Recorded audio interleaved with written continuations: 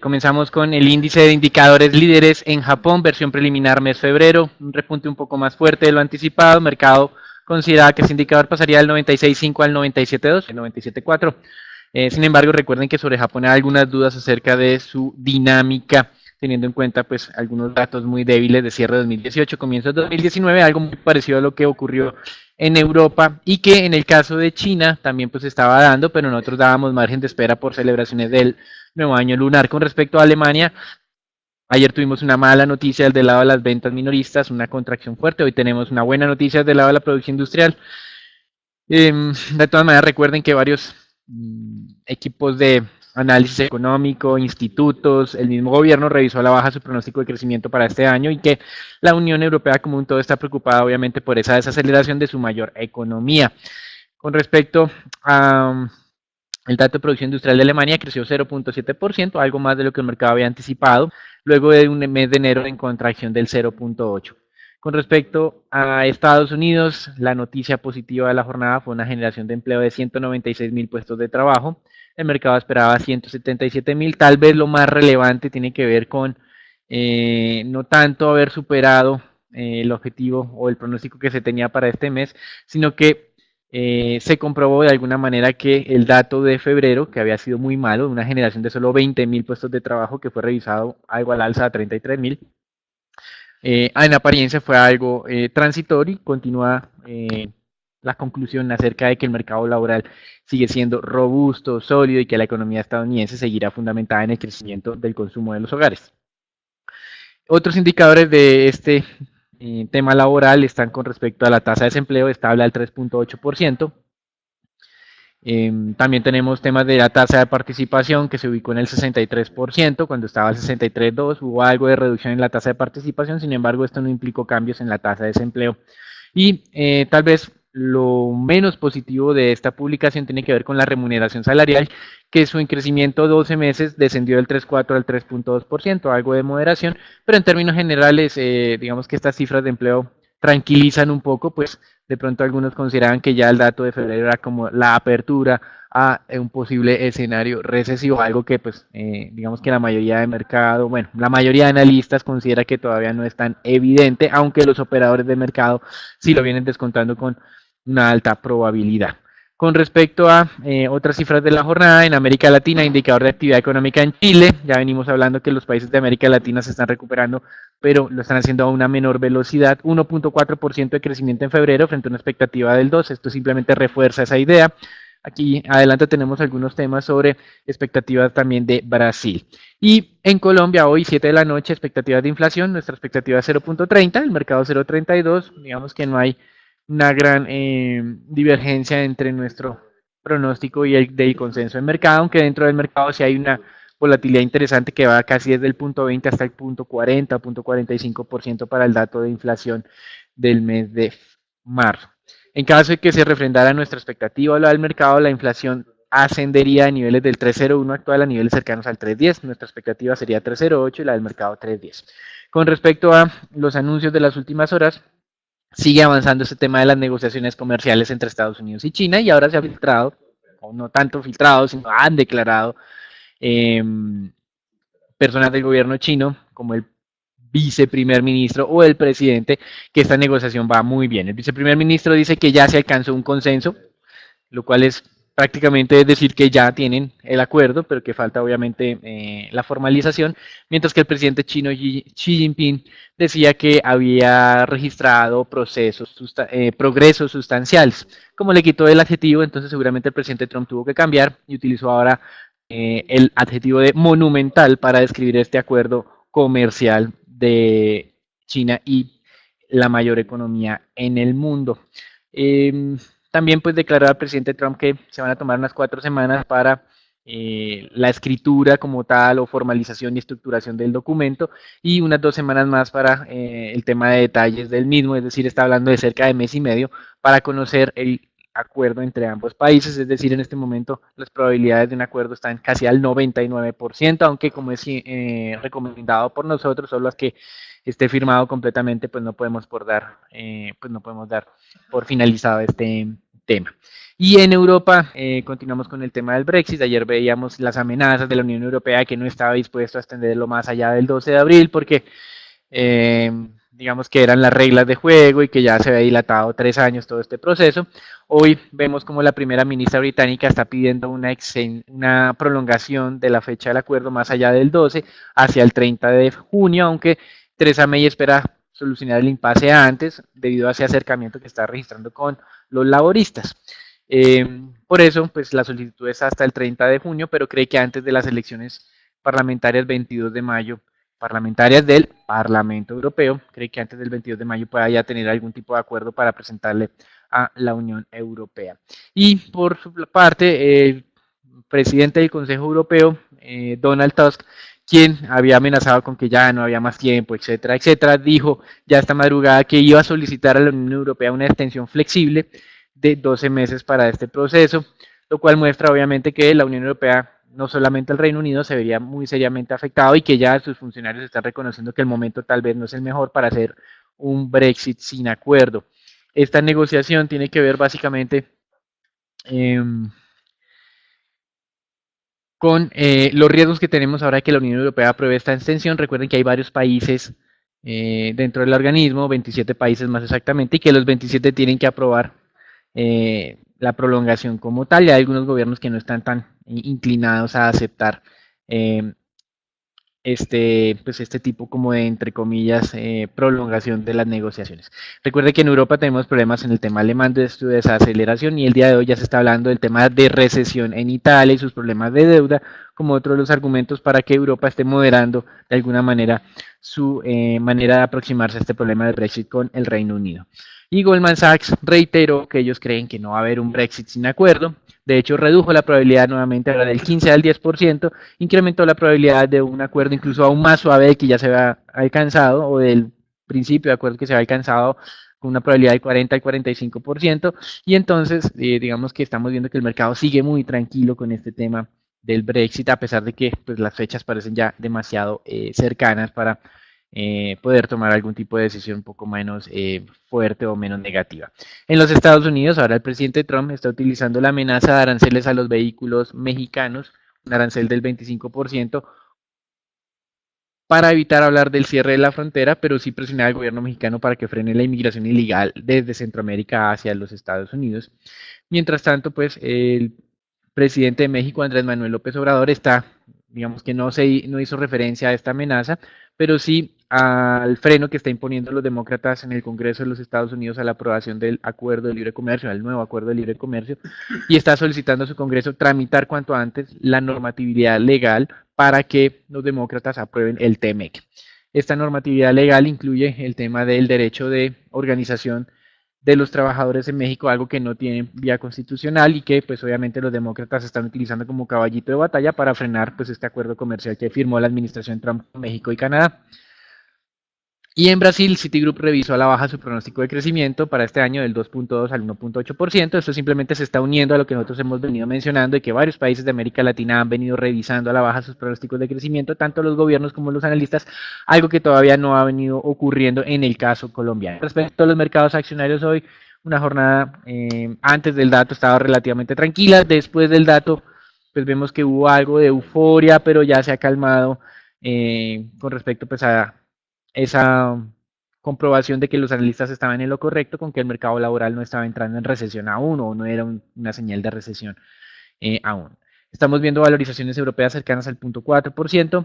En Estados Unidos el día de ayer fue levemente positivo y hoy vemos también algo de extensión de esa jornada favorable. Recuerden que los mercados están muy cerca a los máximos históricos. Eso es todo por ahora. Los dejamos con Raúl, no antes de mencionarles que Boeing ya sacó un primer comunicado en el que habla sobre este tema de su sistema de alarma automática de pérdida de sustentación, diciendo que lo está evaluando efectivamente y abogando porque las tripulaciones tienen todas las herramientas para de alguna manera desactivar este mecanismo en caso de que se fuera el responsable de los accidentes del avión en Indonesia y en Etiopía. Eso es todo por ahora, nuevamente los dejamos con Raúl.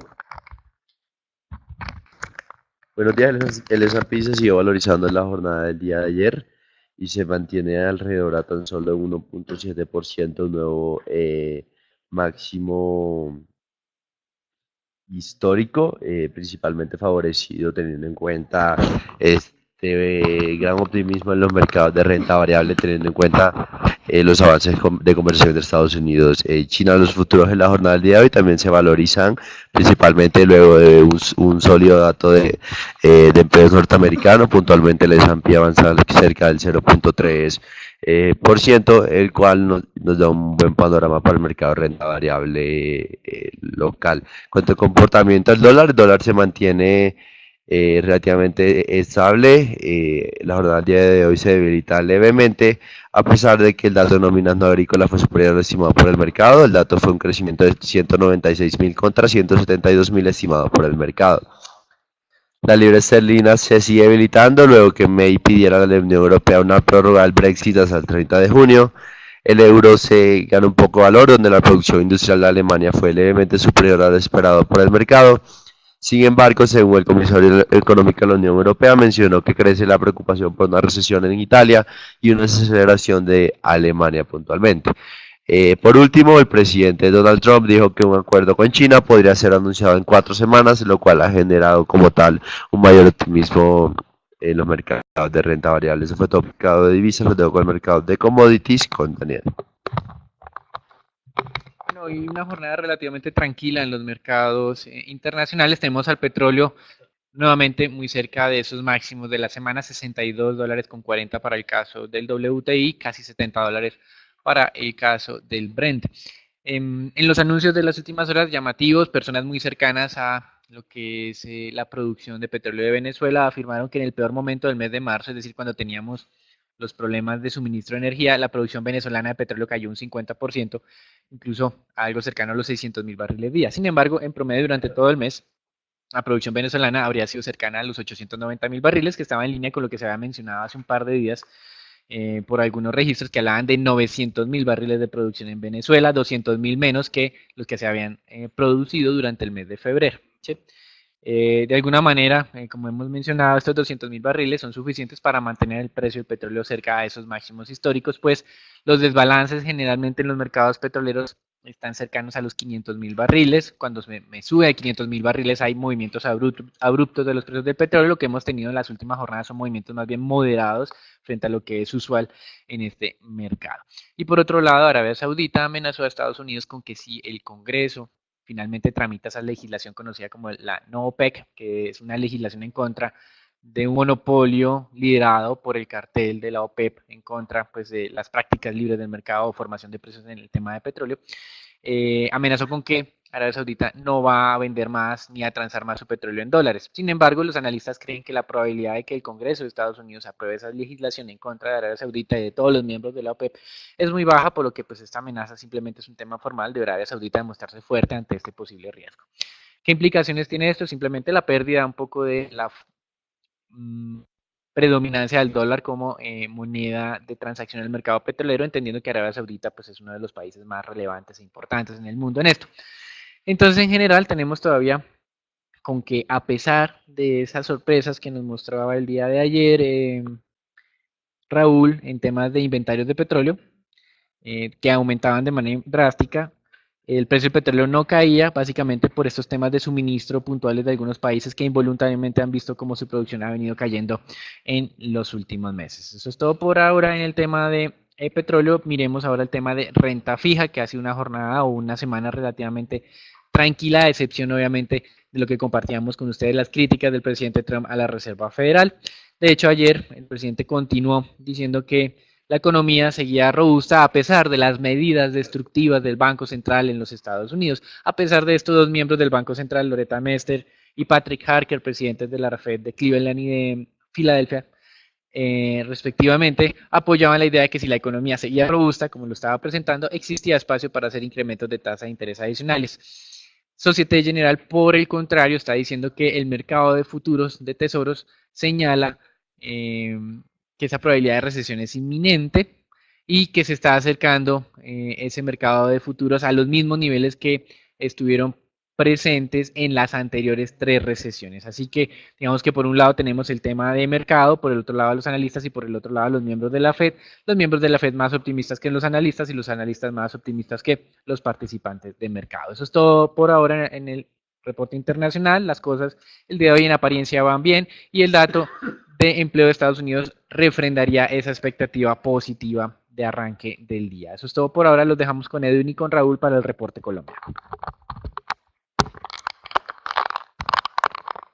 Buenos días, el DANE publicó el día de ayer el índice de precios al productor para el mes de marzo. Este se ubicó en 0.67% y esta variación se debió principalmente al sector de explotación de minas y canteras, que aumentó en sus precios 2.05%, más específicamente la subclase de aceites de petróleo, que fue la que mayor contribución tuvo con respecto al índice. En el año el indicador ya tiene una variación de alrededor del 4.71%. Por otro lado, Manuel Orozco, el director de finanzas soberanas de S&P Global Ratings, mencionó que lo importante con respecto al déficit fiscal del país es la tendencia que ha mantenido, y agregó que no hay algo que fundamentalmente esté cambiando la visión de la calificadora desde su última revisión en diciembre del año pasado. Además, señaló que sí existen algunos riesgos para el país que podrían tener efectos negativos sobre la calificación, principalmente factores externos, dado que puede haber una mayor vulnerabilidad en los mercados, que pues puede generar al final que los flujos en inversión extranjera directa se deterioren. Por otro lado, también mencionó que la calificadora espera un crecimiento de la economía colombiana de alrededor del 3% en 2019, ya que el consumo no sería no tendría un crecimiento tan grande como el que esperan los demás analistas, y que el sector exportador no se ha recuperado de la manera en la que ellos han esperado, ni en la que lo han esperado los analistas, como lo veíamos el día de ayer con el último dato de ellos. Con respecto al dato de inflación que se va a dar el día de hoy a las 7 de la noche, como lo mencionaba Daniel anteriormente, los analistas esperan que se ubique en 0.32%. El pronóstico de GSC es de 0.3%. Este dato, a pesar de que no es la media del mercado, es la moda del mercado, por lo que la mayoría de los analistas esperan que se dé este dato. Y como lo decía Daniel, la variación que hay o la variabilidad que hay entre los pronósticos de los analistas es bastante extensa, con una inflación esperada mayor del 0.46% y un mínimo de 0.2%. Bueno, pues la inflación como tal que estamos dando es porque pues no creemos que los precios de la energía, a pesar de que se han bajado los niveles de los niveles de embalses se han bajado, pues no creemos todavía que esto pueda afectar los precios de la energía, sino que esa incidencia se dé en los próximos meses, así como los problemas sociales en el Cauca que han afectado los precios de los alimentos en ciertas regiones. Estas regiones no deberían tener un efecto mayor como tal en el índice. Eso fue todo por las noticias de Colombia. Pasamos con Raúl con las acciones locales. El Colcap el día de ayer mostró un descanso en línea con nuestras expectativas. Destacar principalmente que ese comportamiento lo consideramos como sano, ya que ha venido un fuerte rally y consideramos que es momento de que se puedan observar leves desvalorizaciones y descansos por parte del índice colombiano. El día de hoy, teniendo en cuenta ese buen comportamiento de las bolsas internacionales y el dato de nóminas no agrícolas norteamericanas, podría dar un impulso adicional en la jornada del día de hoy al mercado local, aproximándose a los 1.600 puntos, el cual consideramos como meta de corto plazo. También, tanto desde el punto de vista técnico, tenemos la acción de Ecopetrol,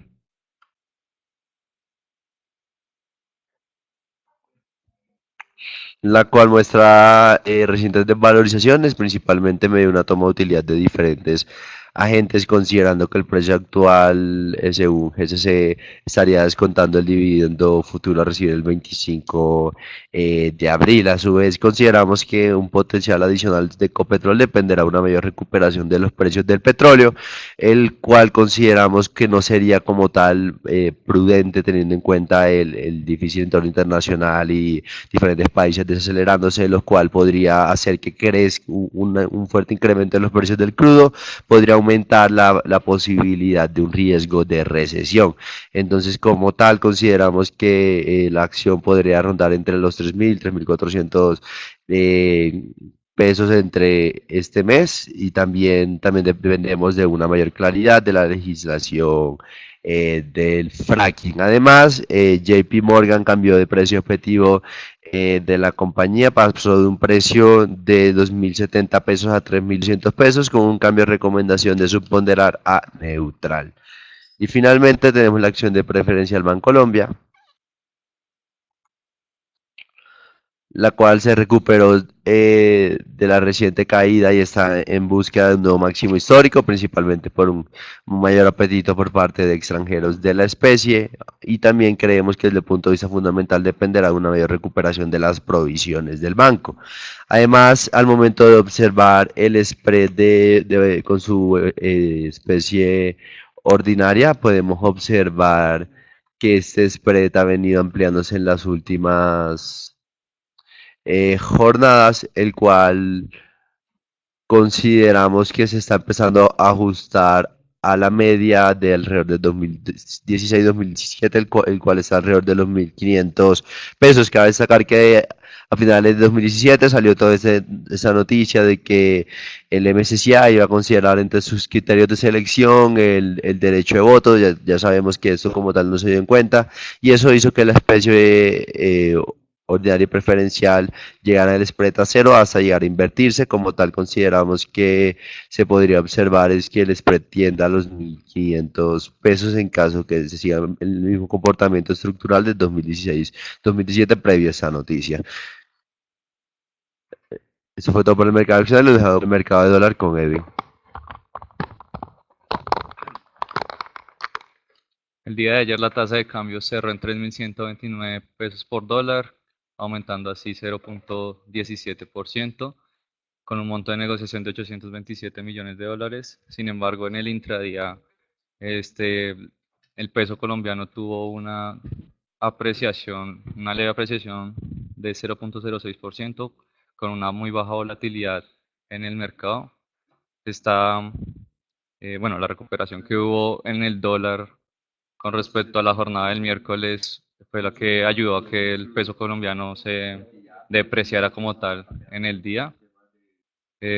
Fundamentalmente, dados los datos de empleo que salieron el día de hoy, el dólar debería fortalecerse, por lo que podríamos observar depreciaciones en el peso colombiano. Con respecto a renta fija local, en la jornada de ayer los TES a 2024 se desvalorizaron un punto básico y cerraron el día en 5.78%.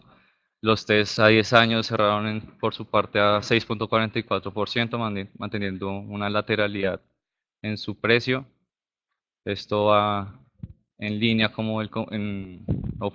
técnicamente vemos que se está acercando a las resistencias del indicador, que ya había ocurrido en dos ocasiones anteriores y que posiblemente ocurra una tercera vez, pero que podría volver a mantener o podría volver a seguir con su tendencia bajista. Así la curva de TES en pesos se desvalorizó 0.66 básicos, mientras que la de TES denominados en VR se valorizaron principalmente por inversiones en la parte corta, que hizo que se valorizaran alrededor de 4.5 básicos. Con respecto a deuda corporativa, se operaron alrededor de 20.000 millones a través de bolsa y 788.000 por OTC. Lo más transado continúa siendo tasa fija con vencimientos a 2019, 20 y 21. Para el día de hoy, pues no esperaríamos mayores montos de negociación, esperando lo que es el dato de inflación. Sin embargo, respecto a la estrategia que se mantiene en GSC, es sobreponderación en tasa fija a títulos mayores con un plazo mayor a un año y mayor diversificación con respecto a títulos a muy corto plazo. Con respecto, pues así, pues con el dato de inflación esperaríamos que los márgenes se subieran en las próximas jornadas en IPC y tener como mejores niveles de entrada posteriormente. Con respecto a tasas, se observan a 3 años tasa fija al 6.1% y a 4 años al 6.4%, mientras que en IPC se observan tasas a 3 años al 5.9% y al 6% a 4 años. Eso fue todo por el comité de hoy. Los esperamos mañana con un nuevo informe y les recordamos que nos sigan en nuestras redes sociales, Facebook y Twitter para mantenerse informados acerca de los movimientos del mercado de capitales. Muchas gracias.